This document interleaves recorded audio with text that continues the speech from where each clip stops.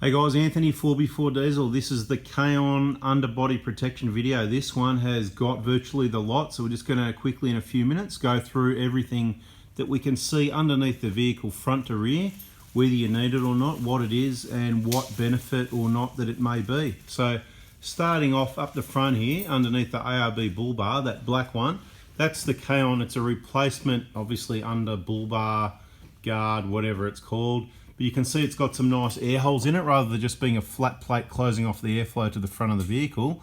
It opens it up a little bit and it's going to allow some of that air through there to the condenser and the radiator, the cooling system, which is much closed off from adding a bull bar. So I think it's a small investment. I don't think they're too expensive, couple $100 or less. The problem is this one hasn't been fitted correctly, and this video will also be sending to KAON just to let them know how things are with this, and there may be some little adjustments that can be made.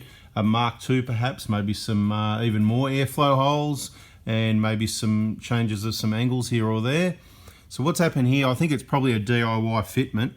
I certainly didn't fit it, and that plate should be underneath this bash plate here. So this black plate you can see here, it's just sort of sitting spring loaded on top. So that's not actually fitted correctly. That hole there, that should be in between the next plate, using the same bolt holding it in place. Now, just want to show I'm not sure, it seems like the angle would be a problem, right? You can see that KAON, they've got the angle there for the ARB bull bar, so that's what it was designed for. So it should be right, but looking at it like that, it kind of looks wrong, but it could be because it's been fitted incorrectly. So what we're going to do for the client here that's here for a service is remove it and refit it correctly, and we'll provide further information to KAON if required. But so that's to increase your airflow. This front bash plate is a combination. It's a two-piece, what's called the Sump guard, which is this front one and this next one behind it, what's in the picture now. That's your front Sump guard. It's a two-piece unit. That way it's lighter, makes it easier for removal, and it is a good design where all your bolt heads, see you've got no bolt heads sticking out to get hit by bolts. They're up in there, they're recessed up in there. How good is that, right? This is what I talk about, proper design where people have thought about it. It's 4mm plate, look at that, nice and thick. So it is a bit heavier, but it's where you need the heavier protection because this one hasn't been used that much. And look at all the hits that it's had, and no dents because it's 4mm. It's still going to be easier to remove because it's not all bent up. So that's your Sump bash plate guard type thing. Now with this, there's a hole for the oil pan. Don't be concerned about that. You've got to be pretty unlucky if you're going to get something up there.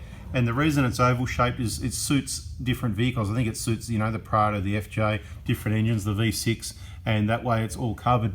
The only thing we say is see the oil drain hole. We wish it like an extra 5mm to the right if we made it a little bit bigger, because we've wiped it now as you can see, but there was a little bit of oil that made it and it was dripping on there a little bit. So just, there's a little bit of room for improvement.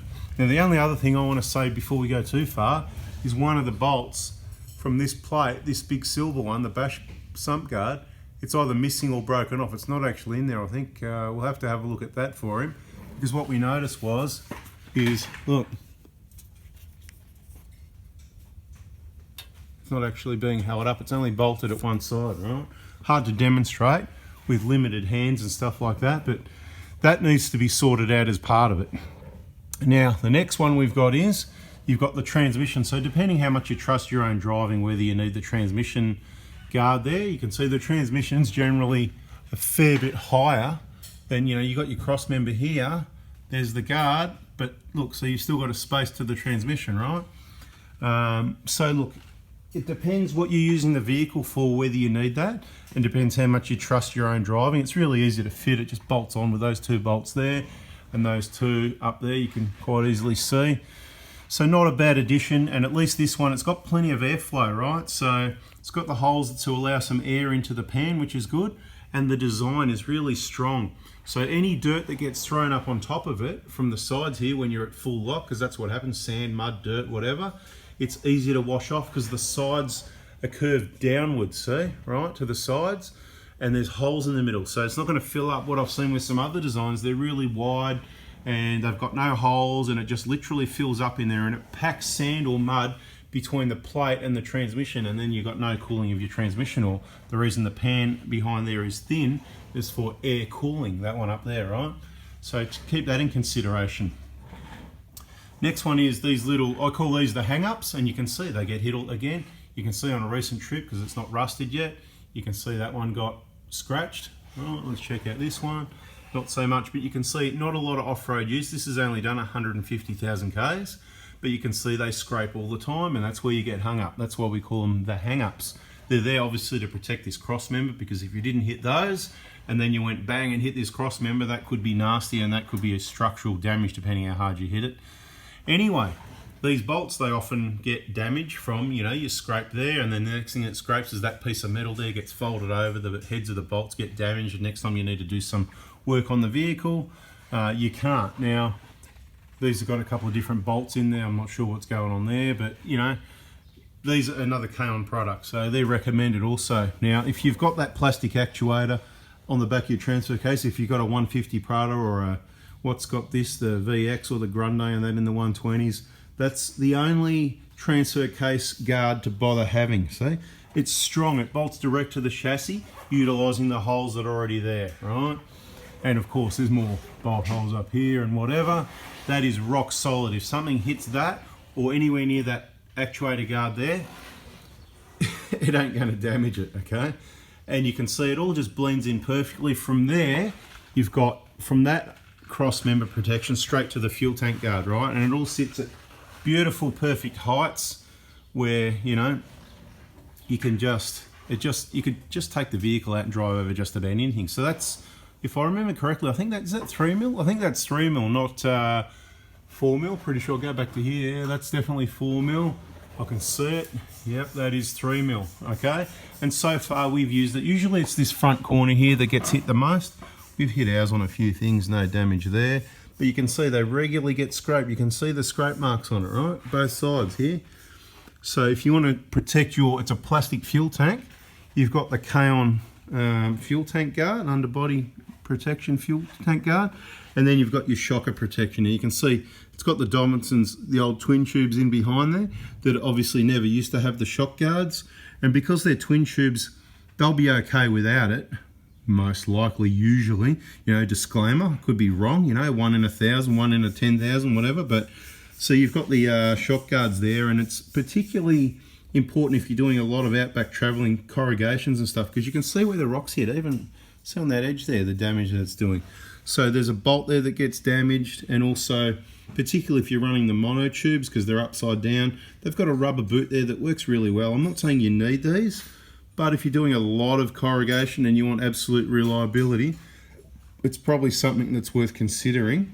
And I note that the 120 here, it's got more clearance to the wheels than the 150 does. But there you go, right? Could be the way they're fitted up, or things have changed or whatever, but they're pretty easy to fit up as well. So the rear shock guards on both sides, let's have a look at this one as well, all right? Same thing, good clearance to the wheel actually. I noticed on the 150 they were a lot closer, but then things change, and somebody's used the wrong size socket, I think, on there. But and I think that's it for the KAON on this, and that's all you need. Rear fuel tank, like always, right? This, you know, I'm not saying you can't hit it and dent it. Depends where you go and how you drive, but you can see generally, other than some grasses, right, it doesn't scrape, rub, or anything on the ground, where the middle fuel tank or the forward fuel tank regularly gets hits, knocks, damage, scraping, because this is right at your ramp over area here. So again, it all depends what four-wheel driving off-road you're doing, what you need out of all these components, but I've just given you as much information as I can to help you understand. I'll run through what we have on our 120. We have the extra airflow, that's awesome. We have the 4mm bash plate, okay, because that's a lot of things hit around this area.